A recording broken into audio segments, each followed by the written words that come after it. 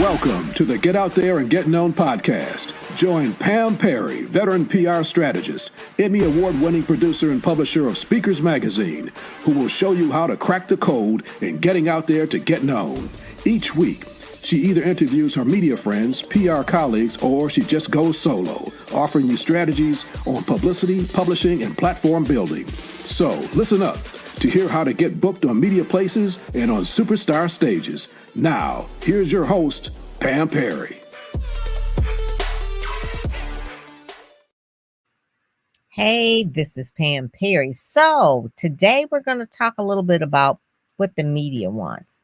And this was really brought on from the fact that I read someone on LinkedIn, and then I've always had conversations with different media friends. So I took a survey and I'll read some of the comments of what my media friends said they want when you want publicity.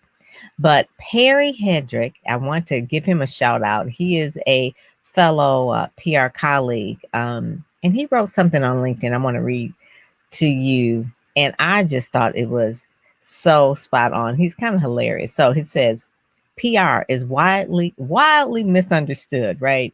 A lot of folks, even super smart executives of very large brands, think they're paying PR agencies for access to top reporters, like we're agents or brokers, or I like to say, like we have this magic wand, right? That we can really just wave and just say, hey, or that we are just that we have some kind of secret journalistic underworld. But he says that's not how it works. Anyone reading this can buy a database of reporter contacts and info. True. Even top reporters to the Wall Street Journal, New York Times, you could buy anybody's database. But contacts mean, and this is when I said, oh, I like him, diddly squat if you don't know what to do with them. If you don't know what to do with them. You want a write-up from top reporters, the best of the best. Don't let anyone know I told you this, he says. You didn't hear from me. You have to have a killer story to tell. Bottom line, it must be factual, defensible, not fanciful or aspirational. And that's the key. You need to have, this is the main key, perfect timing. So paying attention to the news cycles. Because when you're ready to write a story about your industry, we're here for them.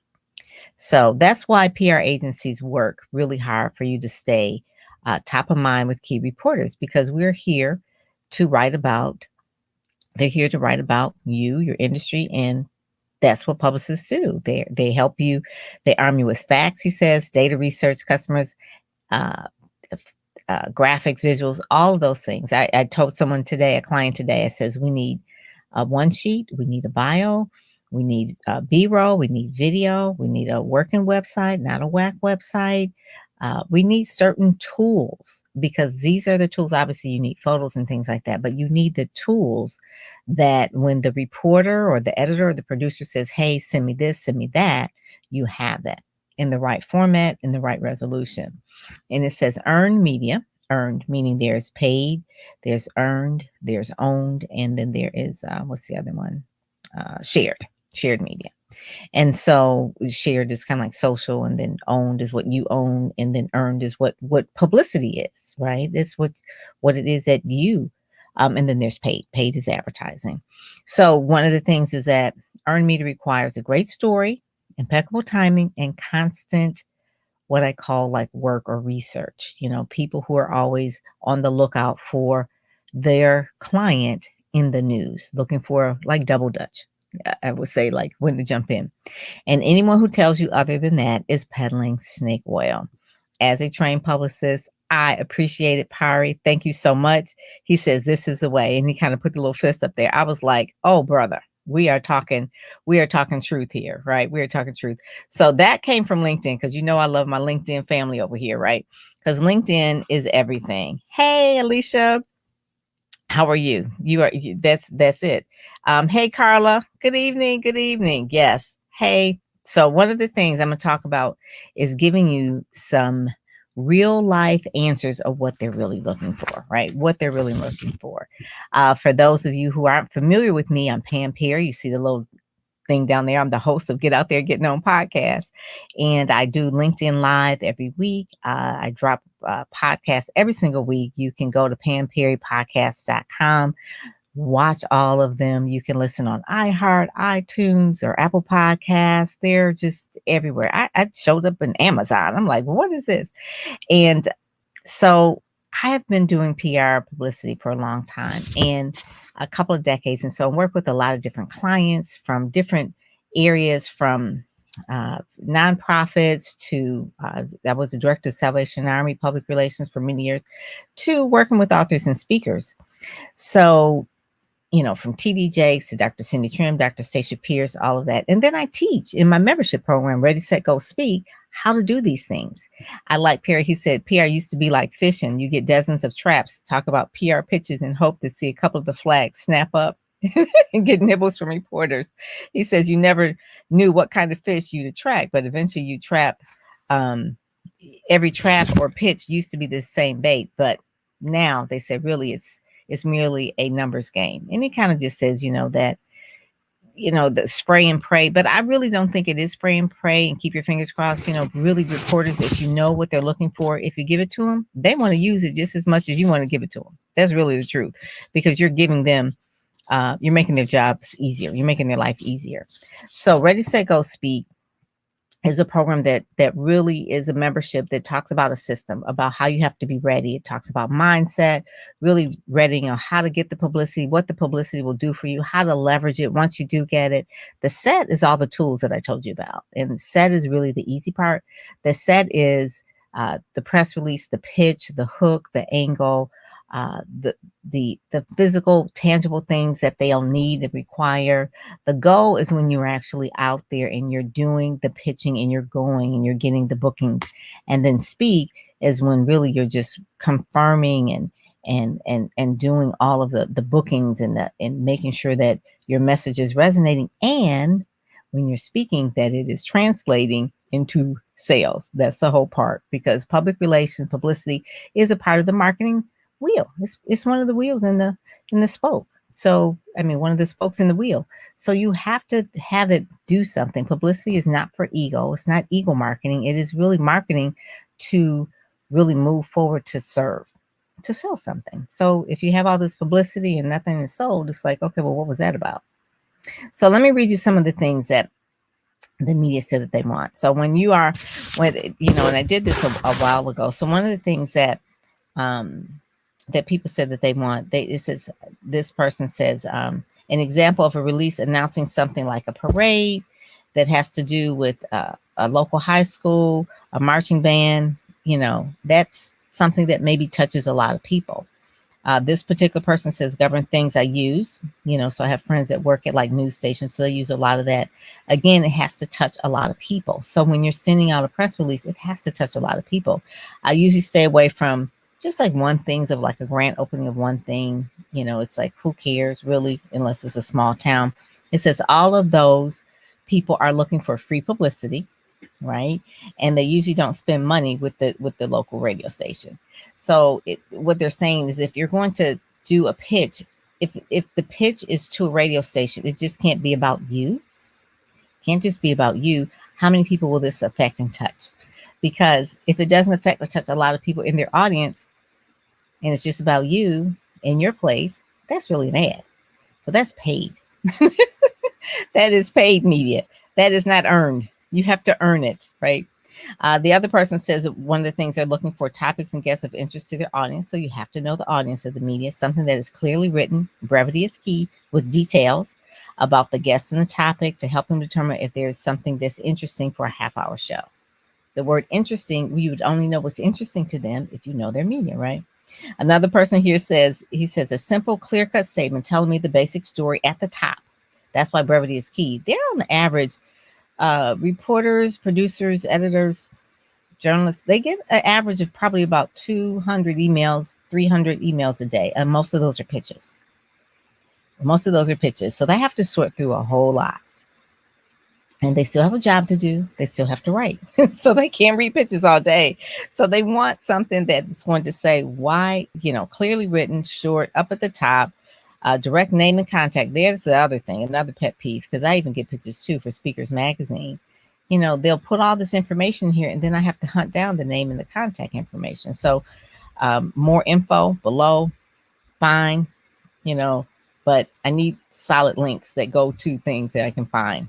So that's one of the things that they always say. It says, this other media person says they're constantly time challenged. Like I said, they'd like to know right up front what is most compelling, what is the most unusual, and perhaps the most humorous event that is being promoted. Now, you're trying to stand out from the crowd. What is the thing that is the most compelling, the most interesting? It helps to write in such a way that's going to make them feel like they're going to be left out. They have FOMO too, if out of something big, if they don't cover it. They have FOMO. So they hate being left out of big stories. So you want to make it seem like it is a big story. And a lot of times when you're depending on the station, if it's a magazine, if it's a newspaper, if it's a radio station, podcasts are a little bit different because that pitch is different because they're timeless kind of pieces. But if it is news, it has to be something new. I had a client today do an interview today and I had my writer write the press release. And basically, one of the things I said is, I know we have a new program coming out, and I know that, you have some things that you want to share and promote, but make sure it's not so promotional that it sounds like an advertising, that it sounds like it can fit a larger audience for the medium. So give some facts and figures. If you know why you created this product, what problem is it solving for the general population? Not everybody in the world, but at least a large part of their audience if we're going to pitch it out to the media. So that was one of the things. This is another person that all media said they want something witty, smart, to the point, and most importantly, a contact person who is knowledgeable and will speak for them in audio opportunities. By the way, I found that doing something generates interest of all the releases that I remember that are the ones that are smart, that included smart gifts. So, something that unique that makes you stand out. And we did this a lot in the days when I was working on McDonald's for Black McDonald owner operators in Detroit. And I also worked on Dunkin' Donuts. So one of the things we would do is we'd send out food. So all the morning show people, right? So breakfast food for them in the morning, donuts and coffee for the morning guys. I mean, that's some of the things. And then obviously it'll be a press release with it if it was a new type of, one of the things we did was opening day for the Detroit Tigers. So we would go around to all of the TV stations, all the radio stations, the whole team, and we would deliver these donuts that had the tiger marks on them, right? So that it really people can understand that, and talk of Dunkin' Donuts on opening day for the Detroit Tigers. This was pre-COVID, obviously. Like I said, I've been doing this like a couple of decades. So, we sent out so many different like little things to make us stand out, to make it newsworthy and to make it different. McDonald's, whenever there was a new product, we would do that. It was a lot of things. And a lot of times in order to get publicity for McDonald's, we would promote for the Black McDonald owner operators. We would promote the owner operators and what they were doing in the community.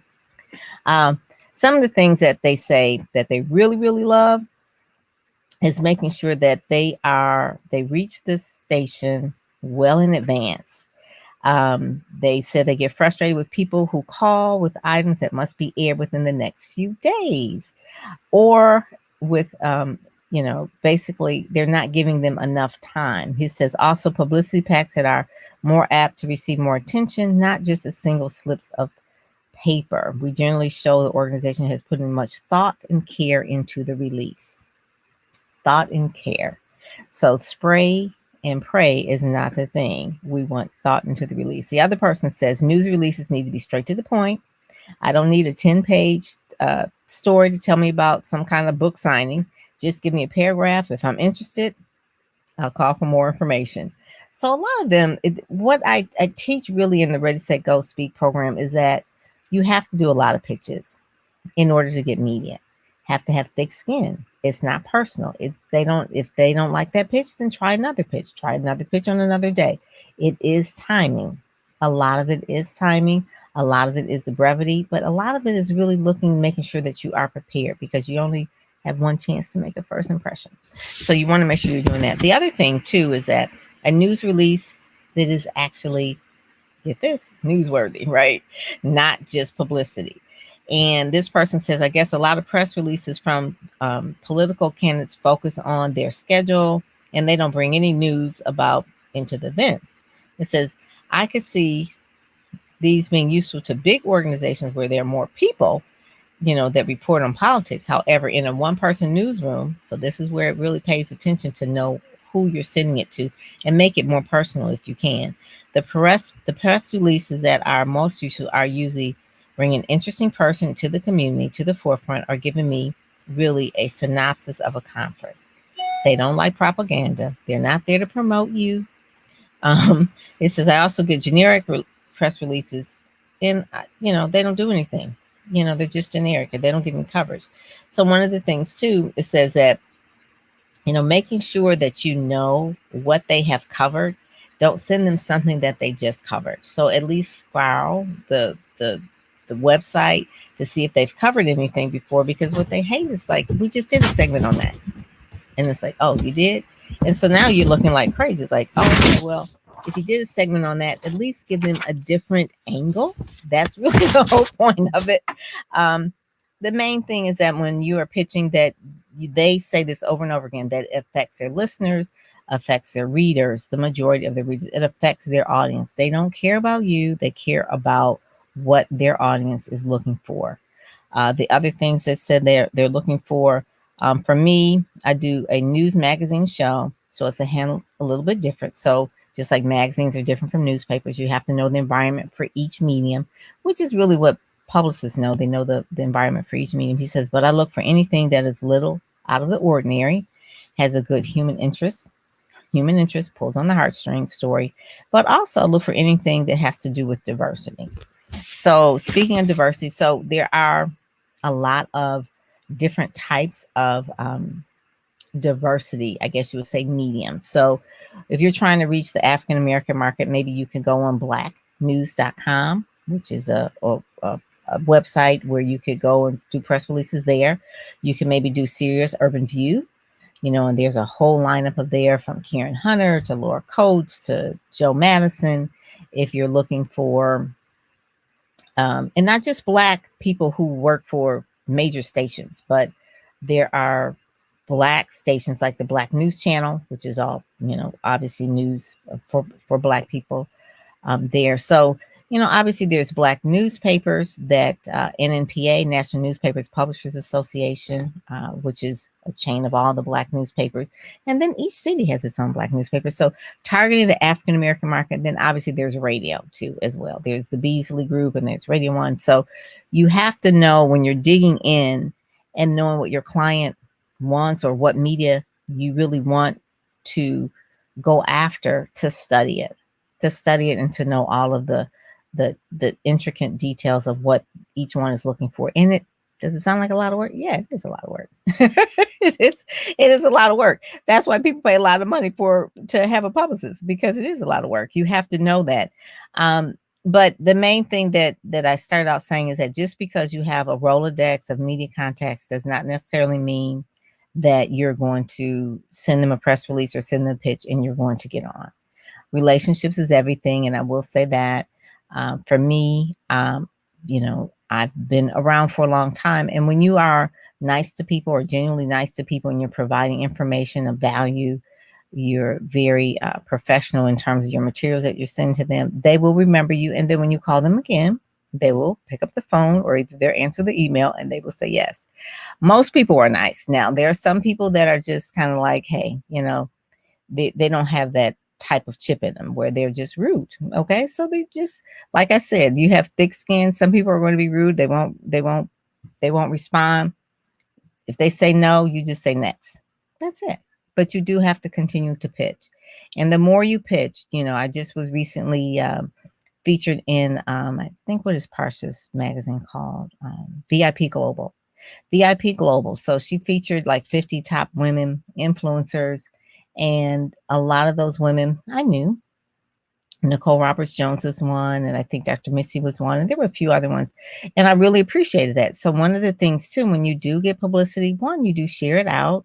because the media organization likes for you to share out the information that you feature them in social media, but also to make sure that you say thank you to them. So thank you to the Medium outlet. They have so many other people they can write about and talk about and showcase and share. So just making sure that you say thank you makes it so that the next time there is some kind of opportunity, they remember you. So a lot of times sending a handwritten note if you can, or at least at the very least, sending an email thanking them. There was another organization, Courageous Woman Magazine. I was on the cover for the month of April, Talisha Berry and I. So we're friends. I have a magazine. She has a magazine. Hers is a different market than mine. So there is some overlap, but I do say thank you to her, and we do things together collaboratively for African American media, specifically for Black people to work together. Black media working with Black publicists, and then other Black media organizations working together is very important if we're going to build our community. If we're going to build our community, make us strong, tell good stories, tell positive stories about our community, we have to work. So working with the National Association of Black Journalists or working with the Black Public Relations Society of America, those are organizations that deal with African Americans. And not to say that we want to be in our own little bubble, but a lot of times, and you'll know this on other podcasts. I think it was Kristen Pope that was 2 podcasts ago, and I think also Dominique as well. They talk about being in the media and being like really fighting to get the stories told in their organizations where they work, because they're minorities. So in order to tell our stories, we have to make sure that we're working together, that we make sure that if you're like Vicki Thomas, congratulations to Vicki Thomas. She was with WWJ Radio and retired after 30 years, good friend of mine, and so proud of her. And she's now gone on to refire herself up as a communications director at City of Detroit. But she was in a Ready, Set, Go Speak as one of our guest experts, and the video is still in there. But she talked about after 30 years, and also Michigan Journalism Hall of Fame, but she talked about what she looks for in stories. She is still doing one little segment on WWJ, and it has to do, I think, with Detroit businesses or something like that, spotlighting Detroit businesses. Now, she works hard to do that, to spotlight, as much as she can, the Black community, put them in positive light. But we have to come correct. We have to have the right tools, the right press release pitch, the website, pictures, whatever she needs, the sound bites, making sure that we come correct so that she can share our story. So that's one of the things that I try to teach in Ready, Set, Go, Speak, is making sure that if you're going to even like write an op-ed, how to write an op-ed, give you examples of what an op-ed is, or showing you what different blogs, what they're looking for. If you're going to do a guest article, making sure you're following their directions, because that's the main part of it, following the directions. If someone says in Speakers Magazine says, yes, I'd like you to send me a 250-word bio, your speaking topics, your contact information, bada, bada, bada, and then you send me 700 words, and then you don't send me any speaking topics, and then you send me a photo of you at a wedding and somebody was cut out, and that's going to be your then I can't use it. So the people who are in the magazine are ready. They have professional photos. They're ready. They have the speaking topics, and they have speaking reels, because we embed videos in Speakers Magazine. So I teach that because most people think they're more ready than they really are, and you don't know what you don't know. So Rodney Burris, he says that a lot. He says, I didn't know what I didn't know. And Dr. Cynthia Hickman as well. She didn't know what she didn't know. But if someone can walk alongside of you and show you exactly what to do step by step, this is why you need it. This is what you need to do. This is where you get it. And now you're ready, because you can't go out there and just get this magic wand and a publicist and say, hey, you've got these contacts. Why don't you just share them, and so I can get on the show? No, it's a process to it. It's a process that I call ready, the ready phase. That is really the most important, really understanding your brand, getting your messaging down, clarifying, having clarity. That's number one. Number two, set, getting all the materials and tools together. I don't care if you have to redo your brand shoot, if you got to redo your website, or sometimes I tell people, I say, maybe you need to redo that book cover, the set phase, because all of that is going to then say go. The go phase is when you're doing the pitching and then speak when you're landing the bookings. And it's a simple process. It's not easy, but it is simple if you understand the process and the language that they're speaking. The language of what the media says that they want. One of the things they said they really want, hey Carla, thank you. One of the things that they said they really want is a great headline. Important to all. Okay. And not just special people. So a great headline. A great headline is pretty much like subject. It is like a subject in your email, right? What's going to catch your attention. A lot of times, how you can really understand this, and I told this to the group the other day, is that if we study the media, and I told them which media outlets to study and which magazines to read and study their type of headlines, you really do have a formula of how to really do that pitch. And so I tell people, it's like, this is like the secrets. My friends are producers. I've been a producer. These are the secrets of what to do in order to get it. So a lot of times in relationships, sometimes you don't know who knows who. So it pays to be nice to everyone. It does be nice to everyone, because you never know. That little intern that you were just kind of like, oh, that's enough but an intern. Next thing you know, you turn around a couple of weeks later and they are the producer in charge. So so in this business, be nice to everyone. One of the things that, remember, Perry said that what he says that he talks about spamming. So this is a thing. So we want a lot of media hits. We want hundreds and hundreds of media hits, right? But don't spam people. Don't spam them. Spamming is like when you send one release, you select all and you just send it out. That's not going to work. It needs to be personalized. Each one needs to be personalized. If you're going to pitch a podcast, which I show people how to do that, you have to listen to the podcast and see if it fits. Okay. If you're going to write for someone's blog, you have to read their blog to see if it fits. So a lot of this does make common sense, but it ain't that common because people ain't doing it. And the only way to really know to keep doing it or to stay encouraged in doing it is to be a part of a membership community that encourages you, that really, someone sent me their press release. What did I think about it? So a lot of times this is one main key. And most press releases are so over the top, superlative. You want to make it newsworthy. You're trying to make it subjective. You're taking out the fluff. Take out the fluff. They can read through fluff. Reporters can read through fluff. So you want to make sure that it is very journalistic style. The only way you know if it's journalistic style is one, to have a publicist or a journalist read it and proof it, or you continue to study, if you haven't gone to journalism school, to study the journalism style. That's really it. All right. So, looking over here, see if thank you, Alicia. See if there are any questions over here. Oh, thank you. That's Roddy Burris. He is in there in the Ready, Set, Go Speak program as well. I do have something I'm going to be making an announcement at the end of this month, because the Ready, Set, Go Speak program, they don't know about it. They'll know by the next time. But something special that I decided that I was going to do in order for people to work more closely with me, I'm going to be announcing on May 26th. It's my birthday. And it's something that I've been tootling with for a long time. And it is one of those type of things where it was the secret sauce that I use when I'm working with my larger, bigger brand VIPs, like the Jakeses and the all of the, those type of speakers that I was working with before. So I'll be making that announcement soon. So before then, if you really want to get into Ready, Set, Go Speak, I would suggest doing that relatively soon, because there's going to be some big changes in it. And I don't want to go into it now. Can't really, publicists are really hard to keep secrets, right? So I don't want to talk any more about it, because we do not keep secrets well. We try to tell everything to everybody. So learning how to pitch is important, knowing the media, getting on smaller, medium, large. It's a stair step. No one starts at the top of the no one starts at the top of the chain. Then you start small. When I say small, in your local community, people say, I want to be on CNN. Boo, have you ever been in your local newspaper? Have you written an op-ed in your local newspaper? You want to write an op-ed in the New York Times. So when you look at someone who has success, their overnight success probably took 10 years.